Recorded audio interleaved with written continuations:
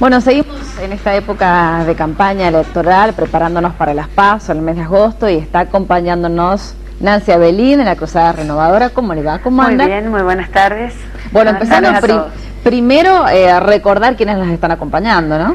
Bueno, nosotros hemos conformado el Frente Cruzada Renovadora. Lo integra la Cruzada, el GEN, Socialismo, Socialismo Auténtico, Proyecto Sur, Libres del Sur y Unidad Popular. 7 partidos decididos a dar realmente una batalla electoral, le diría, que es una bisagra histórica para el país, en la idea de que al Congreso de la Nación lleguen legisladores que provoquen realmente la apertura del Congreso a los debates que el país está esperando.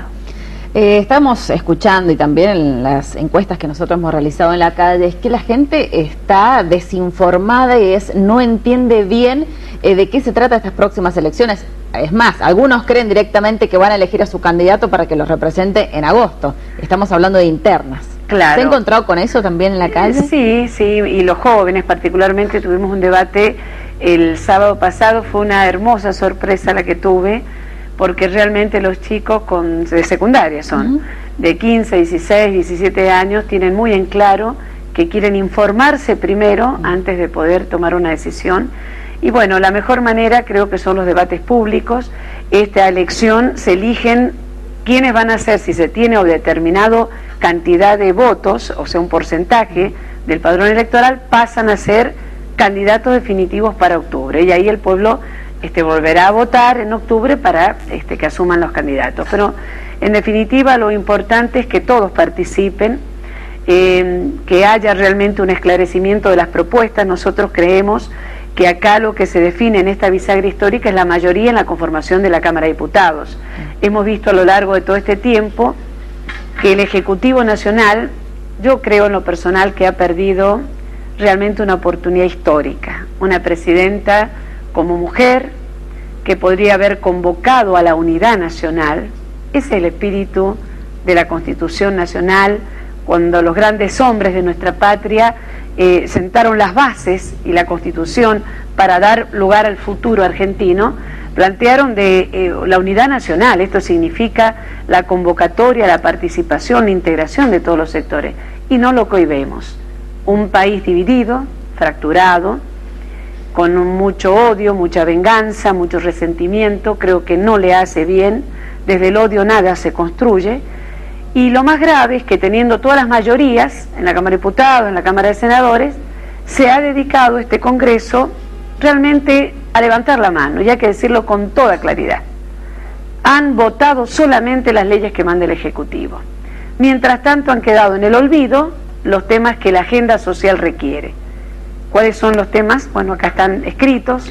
Y para aquellos que dicen que no hay propuesta desde esta oposición, no solo están escritas, y además fueron presentadas en su momento en el Congreso de la Nación, cuando tuve la oportunidad de estar. Y uno de los temas tiene que ver con la ley del 82% móvil, ¿no?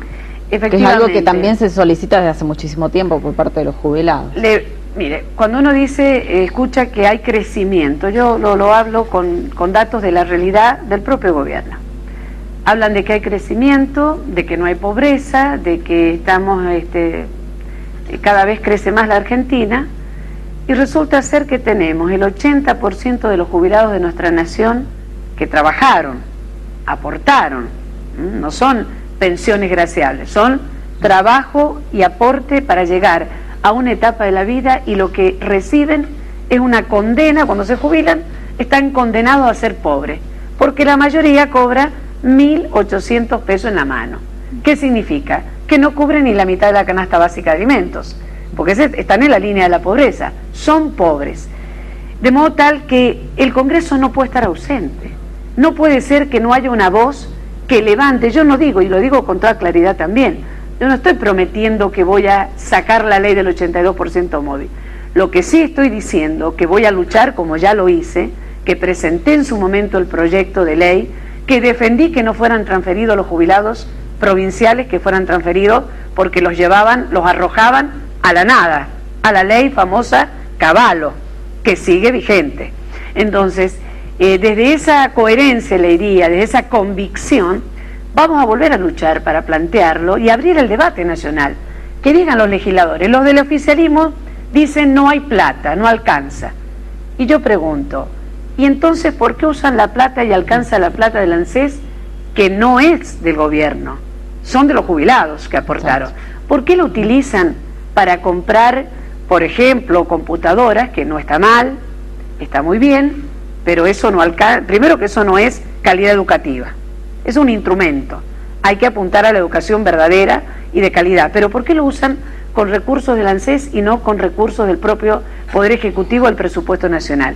¿Por qué se tiene que detraer fondos del ANSES para dar préstamos, por ejemplo, a una empresa privada de automotriz? No, el ANSES tiene que destinarlo a los jubilados. Y esto lo debemos debatir los diputados. No puede ser que permanezcan en silencio mientras medio millón de jubilados tienen juicios. Medio millón de juicios tiene la Argentina. O sea, a esa edad de la vida tienen que estar reclamando lo que les corresponde por derecho, por justicia, por un criterio de equidad. Bueno, estas son las cosas que creo que hay que plantear con mucha fuerza, y no le quepa duda que la voz de esta sanjuanina se va a escuchar, porque estamos convencidas de esto. Nancy, usted tiene una propuesta también en relación muy clara para disminuir los índices de inflación, por lo menos la inquietud que deben recibir ustedes en la calle, ¿no? Sí, bueno, mire, todos sabemos lo que cuesta el pan, eso de los 10 pesos, que vayan a decirle a cualquier ingenuo que lo va a creer. El pan, lo que cuestan todos los alimentos de la canasta básica de alimentos, sumado al proceso inflacionario que tenemos este mes de julio, 3%. Y sumado a eso, que están aumentando las tarifas eléctricas, de luz, el gas en este país bendito, el más pobre el que más paga gas, porque paga en garrafa. Y el que más tiene, con servicio domiciliario, gas natural, es más barato, es menos costoso. Entonces fíjese usted la injusticia del sistema impositivo, en definitiva.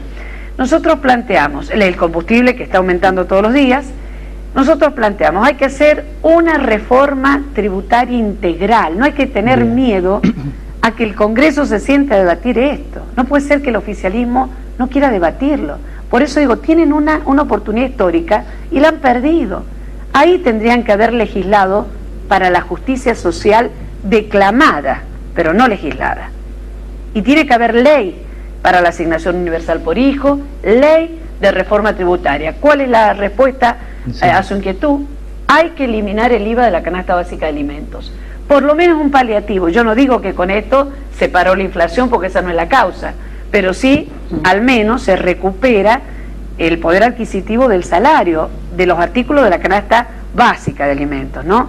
Entonces, bueno, estas son propuestas muy concretas, no de ahora, sino que la presentamos también en el año 2004 en el Senado de la Nación. ¿Qué diferencia su lista, su figura como precandidato al resto de los precandidatos, pero de la oposición?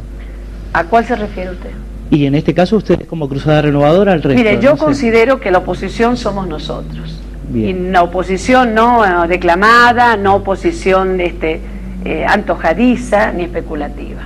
Oposición a este modelo, ni a las personas tampoco. No nos oponemos a las personas, nos oponemos a la política que llevan adelante este gobierno.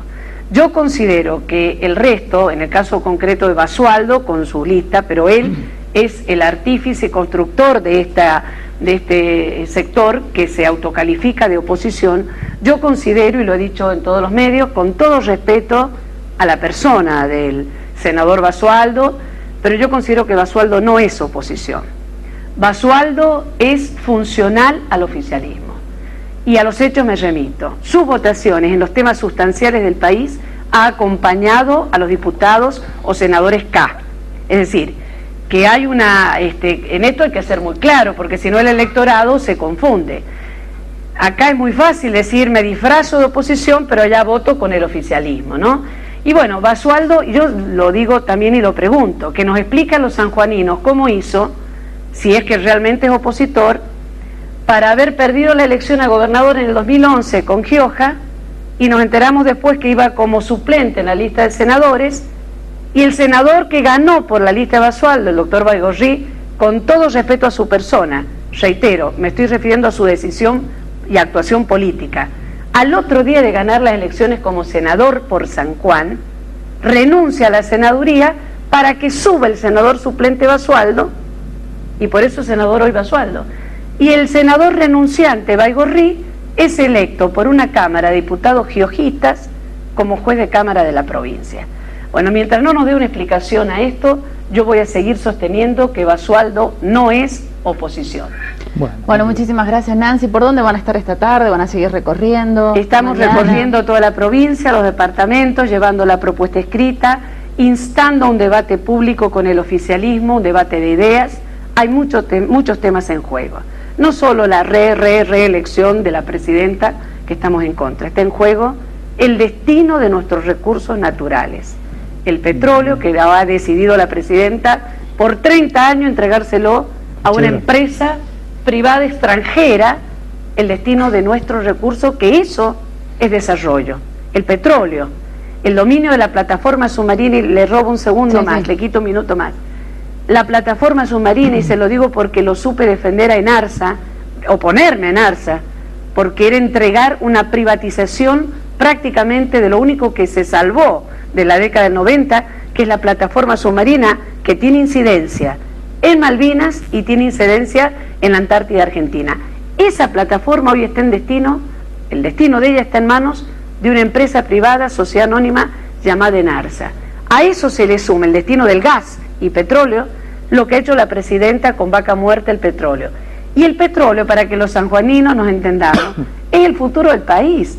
Por eso pagamos lo que pagamos en el combustible, por eso tenemos que importar, por eso no hay empleo.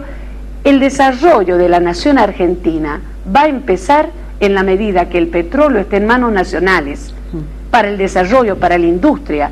Como nosotros decimos, el proyecto de desarrollo industrial de la Argentina es lo único que nos garantiza poder empezar a dar trabajo genuino, poder empezar a desarrollarnos con vista al futuro.